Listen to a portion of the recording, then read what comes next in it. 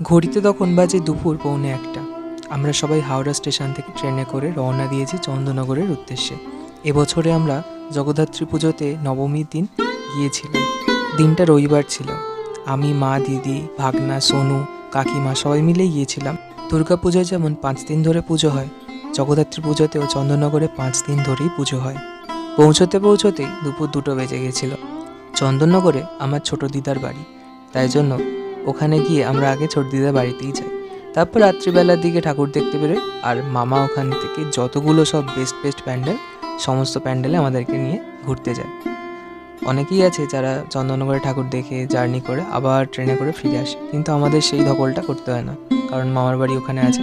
আমার বাড়ির সামনেই একদম এই পুজোটা হয়। এটা সুভাষপল্লীর পুজো। তো আজকের এই ছোট্ট ভিডিওতে পুরোটা শেয়ার করলাম না, নেক্সট পার্টে আবার বাকিটা শেয়ার করব। তো আজকের মতো এটুকু, টাটা, বাই।